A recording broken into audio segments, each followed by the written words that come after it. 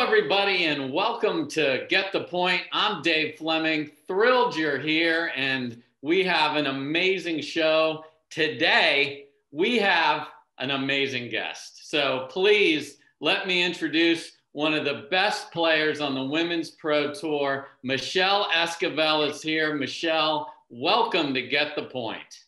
Hey, Dave. I'm so happy to be here with you. This is so exciting.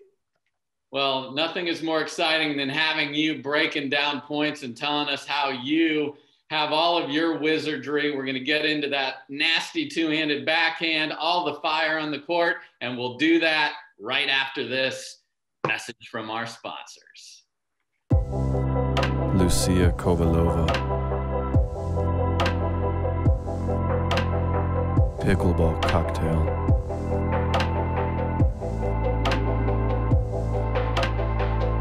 And cut. Patrick, did you get all the shots you need? Because I would really like to go play pickleball. Lucy, I'm making art here. Did Michelangelo take a break from the Sistine Chapel to go play soccer? Places, everyone. If she's got to go, I can take her spot.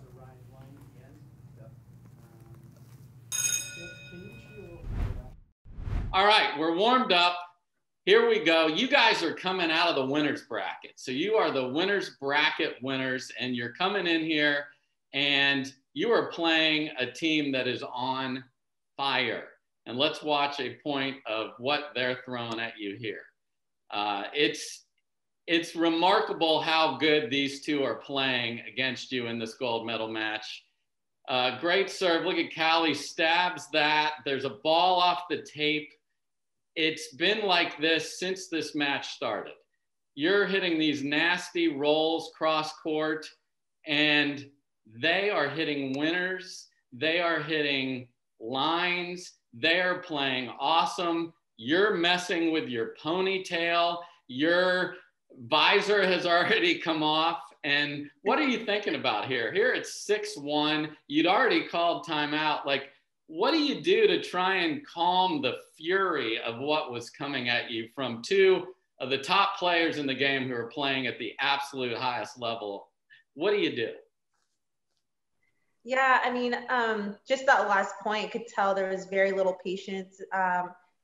You know, when you're in the finals, you know, leading up to the finals, maybe you could get away with certain plays, certain things throughout the day, but definitely not against this team.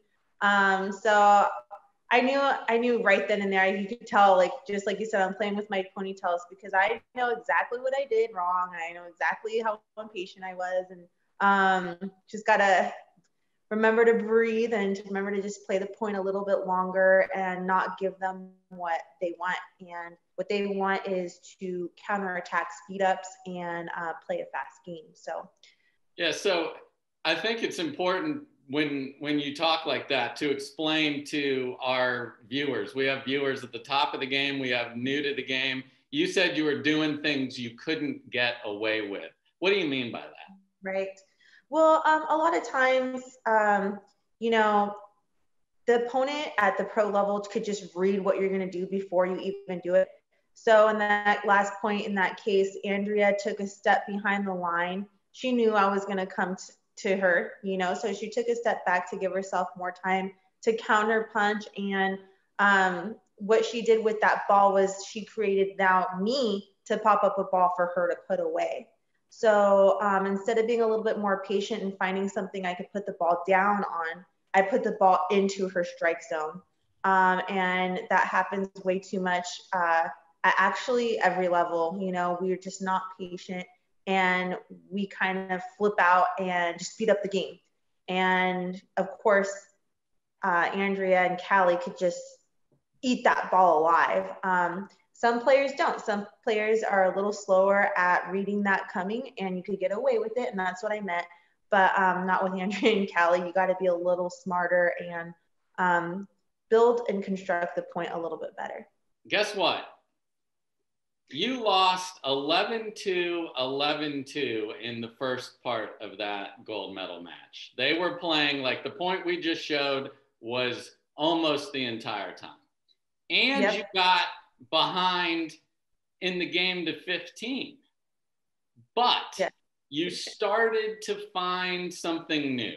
You started to slow it down as you mentioned, and now we're going to show a lot of examples of that. And you can talk us through the different points and the things we see. And one of the things we love to do, Michelle, on Get the Point is we look at specific points from all 4 players' perspective. So we're going to do that for this point coming up. So I want you for this first point to be, well, Michelle. So talk to us about what you're doing as this point progresses, what you're trying to do. Don't talk about any of the other players. We'll get to them. I want to know what you're thinking. Here you are having your team. Maggie is serving in the ball cap here at 4-7. Nice. All right, so I'm rolling that backhand to get up to the net. I reset the point with my 5th shot drop. Looks like Maggie sped up a ball. I'm trying to reset because we're both out of position. Resetting again in the midcourt. Trying to slow the ball down. They're speeding it up, slowing the ball down. Let's see. Maggie's slowing it down too, trying to get into that dink rally. And we moved, I just remember, oh, we have to move them around with our dinks so we could get them out of position and hopefully find a higher ball. And that's exactly what we did there in that last point. We were very patient, you know, we found a lot of balls at our feet, and instead of trying to attack them or trying to speed up after them, we slowed it down, reset the shot, and moved up to the net, and then we took control. So that was a really well-structured point, being so much on the defense, and all of a sudden we're in control by being defensive. So that's pretty neat. I love this game. And we love to watch you play it and talk about it. So, all right. I'm going to ask you to be Maggie on this point now. So, okay. All right. So Maggie is ready to serve, and here we go. Yes. All right. So when Maggie sees that I'm hitting a drop, she sneaks in, split steps, allows me to take that ball. Very smart. It's out of her reach. She then goes cross court to the middle. Maybe that wasn't the right time, but she sees that we're still in the point. So because I reset the ball, we both back up because we're not in a good position. And then after the reset, we come up. Maggie looks for it around the post. It wasn't there, but it looked like it could have been. So Maggie then squeezes out wide towards the sideline. I cover middle. I see that Maggie's looking for the ATP. Maggie then sees a little cross court where she could move Callie around, which gets her to hit that error because she's running from middle to the side. So Maggie did a really good job at placing the ball in where the players were not, and also positioning herself where she needed to be.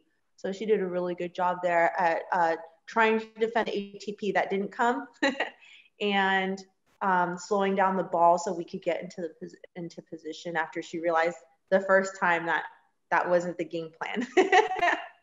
Try to move away from that. You know what's going to be fun on this show, and why I like different points from different matches, is we're going to see her actually defend an ATP later in the show. Yes. All right, now let's watch it from the other side. And from Andrea's perspective, nice deep backhand or forehand return to Michelle's backhand, and she lays that in the middle, sort of gives up the kitchen, which is fine, and looks for a chance to attack early. That doesn't pay off, but she gets another ball up, tries to put that away, sees a reset, rips another one, so nonstop. And when you look at the ball right there, if she lets that ball travel just a little farther, and I know she has been working on this, callers in to Get the Point have told me that she is working on this shot. Tennis players have a hard time with ATPs, and we'll actually look at one later in the show, because it actually done perfectly ends up being more of a racquetball shot, where you want that ball to get maybe just an inch above the ground and actually slap it and keep it very low. So she doesn't let it travel, but does hit a really nice ball in between that is defended well. She is now in a position where, do I want to go get that next one or not? She lets it go. Callie is doing a great job of filling in there. There's been a lot of great movement on this point. So she gives her plenty of room. It's dropped in there, and she's looking for the next ball, and unfortunately doesn't quite get over the net. So I think the two things from Andrea's perspective on this point was, one, maybe ATP there. Secondly, after that ball she ripped between the two, if she would have anticipated that and come directly to the kitchen line, might have gotten a ball she liked. Easy for me to say after the fact, but that's what I'm seeing here. Finally, let's talk about Callie Smith on this point. We've watched her tremendous movement in supporting her partner, but let's go back to the beginning of the point. And let's see something that she does that's so subtle and so awesome. As she stands and waits for the ball to be served to her partner, Andrea Koop, in the white, she is standing near the middle of the court. This will enable her to cut off a ball that might be hit down the middle. She's not just hanging out on the sideline. She has a role. But watch what she does that is awesome. And you only see things like this if you look at all four people on the court. Just as the ball is about to be returned, she flashes out her hand as if she's going to move. It's a great hand fake. I'm sure she's hoping maybe I'll get a ball from Michelle because maybe I'm moving. Might get a ball that she can put away. What a cool little subtle thing, and a great point all around by all four ladies.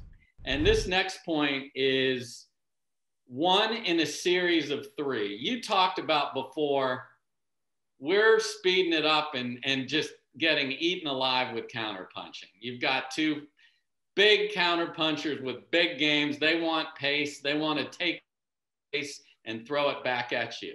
So I'd love for you to talk about your use of middle dinking. We're going to let 3 points in a row where middle dinks helped set up a winner, and just walk us through it as you watch it.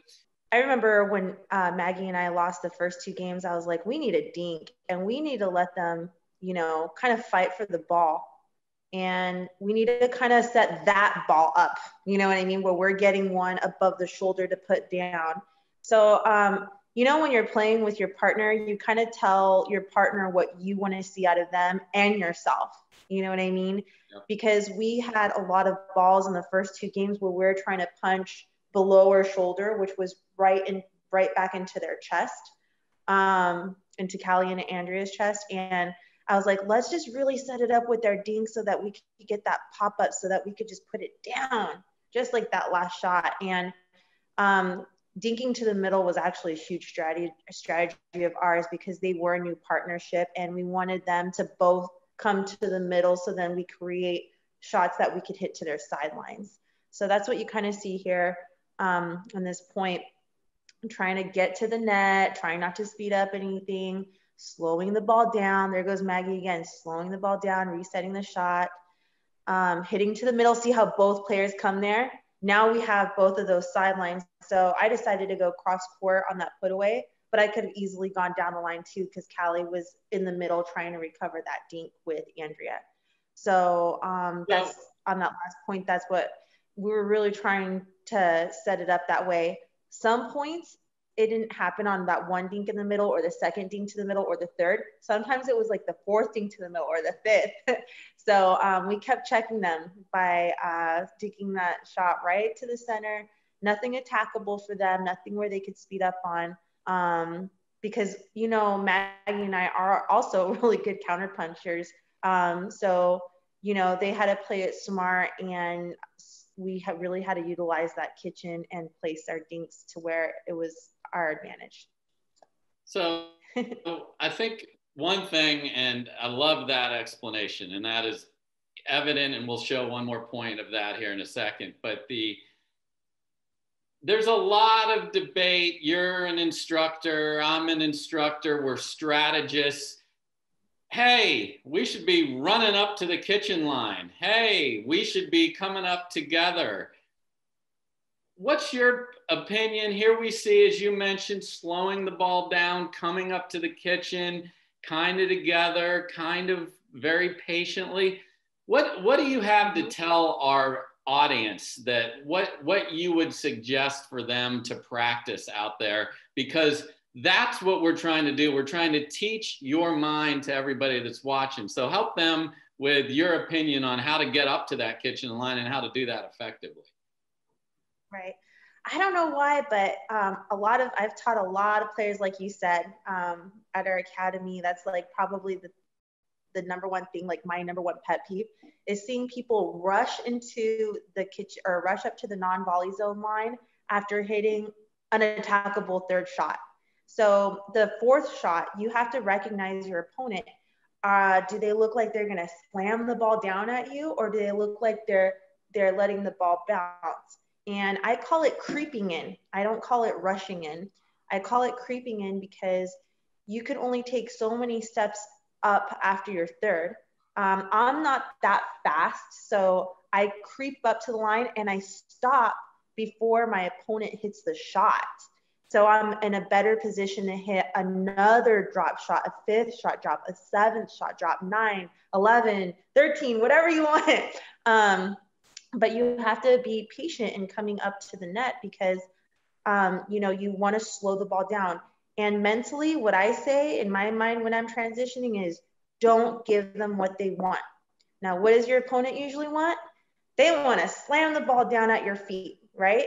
And you're not in a good position to speed up a ball or to come up to the net when that opponent looks hungry for that shot. So you have to be willing to play smart and patient, especially at the higher level. There's no rushing things, that it's just all constructive, and you have to be willing to dig and to fight because as the server, you have the disadvantage. The disadvantage is you have to allow that return to drop. You have to let it bounce. So who has control of the net first? The returning team. So you have to earn your way and be patient, right? You can't be coming up there and off of a pop-up third. Maybe you drove the third and you're coming in off of a drive. You're still going to be caught in that transition zone. So I could go off on this. So here's like a mini clinic. But yes, please, please be patient in coming to the net and slow the ball down. Your opponents want you to speed up that ball. They want to hit down at your feet. So don't allow them to do that. Don't give them that opportunity. Save your feet, people, says Michelle. All right, come on, do it. All right, well, let's look at one more point that sort of outlines all of what we've been talking about here. All right, drop. I hit a fifth shot drop right there. I get up to the line. That's good. Now I'm going to slow it down. I don't see the ball that I want. Maggie's slowing it down. We're moving our opponents around. Look at Maggie getting Andrea off guard because Callie would normally get to that middle ball, right? So with our dinks, we're just moving it all over the kitchen to get them out of position. That's just the purpose of dinking, is to give your opponents an unattackable shot and to get your opponents to get out of position. The higher the level, the more dinking you're going to see because there's more control and accuracy. And you'll see some shallow dinks. You'll see some deep dinks past the kitchen line. Look at that one. You'll see some that are out wide like this one Maggie's hitting. And you'll see some that come right to the opponent's feet, forcing them to hit up on the ball or forcing them to hit a ball that's coming below the net. So remember, guys, it's always easy to hit a ball that's above your shoulder. That's an easy shot, but give your opponent something that it's hard to hit a shot off of, which is something that would come down to the feet. So, yeah. Love it. So, folks, dink with a purpose is what Michelle is telling you. You can't just dink. You got to dink to set yourself up, to set up those attacks. We have so much more to come with Michelle after this break and a word from our sponsors. My favorite paddle is the V-Pipe 20.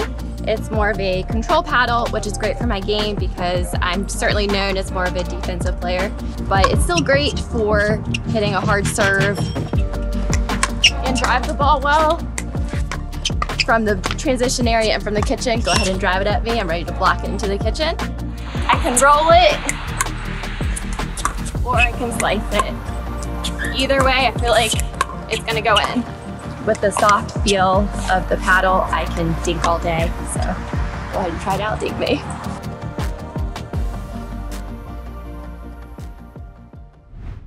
All right, let's look at another point. We talked about an ATP almost happening before. In this case, it does. Ooh. Oh man, 11-9, we're finally up. That's the first time I've seen that we were ahead in this game. Oh, what a good match. All right, there's the dink to the middle that we've been doing. Oh, it looked like it could have been an ATP. But here it comes. Let court. Callie goes around the post. Maggie defends. Oh, Andrea also hits a good shot off of the ATP defense. That was crazy. And then we reset the ball. Callie speeds up. Maggie's there. Oh, yeah. She puts a ball right into that zone where it's like, should I attack? Should I not attack? Callie decided to attack. That ball was a little late on the ball and went wide. That was fun. A lot of the best ATPs actually come off net cords because they propel the ball sideways. You know, no one is usually standing hitting the ball across the court. The net, however, helps us do that. So as this ball comes across and our kitchen cam catches that perfectly, look where Callie is making contact with that. I mean, that's crazy. What are you thinking about with the serve? Some people just want to, I just want to get it in. Is that what you're thinking about? Or what's your mindset before a gold medal point here? Well, in this certain situation, it's different all the time. But in this certain situation, I was like, I am confident. I am confident only because we weren't supposed to be in this situation. It was supposed to be that, you know, Andrea and Callie were going to dominate us just like they dominated the 2 out of 3. So I didn't feel pressure at all. So Michelle has told us she's confident. She's going to go for it. The tape doesn't lie. Did she go for her serve, ladies and gentlemen, or did she not? Let's see. Here she comes. She's got the ball serving and hits a rocket in the corner. So she talked about being confident. And she was. So I love it. Playing with confidence on match point. Beautiful. So play this point out for us. And let's see if you did get over the top here. Oh, yeah. And then I was feeling my drive because that's my most confident shot. Back into a 5th shot drop. I remember the game plan. Resetting. Maggie's so fluid on her dinks. It's ridiculous. Callie does a really good job at moving the ball around, moving us around. Again, being patient, not trying to do anything crazy. Maggie sees the opportunity and catches Callie off guard, giving us that overhead, having them defend at the baseline. We kept them back, kept pushing them back. Again, not an attackable volley. I just kept it back with topspin, kept them back there. Maggie said, it was out. It's going out. And then we got that point there, being on offense and being confident. Yeah, that was fun. Dave, that was so cool. Well, I'll tell you what else is fun and cool, having you here. So, you know, thank you so much. Sorry I talk a lot. Yeah, Michelle's gonna make us edit this into about 11 different shows here, but it's you know, here's why I love the opportunity to do this show with great pros like Michelle Esquivel. Her passion for the game oozes through her phone, through the video. She loves the sport. She loves sharing her insight. Michelle, thank you so very much for being on today. It was a blast. Thank you, Dave, and thank you, Kyle and Steve and everyone behind.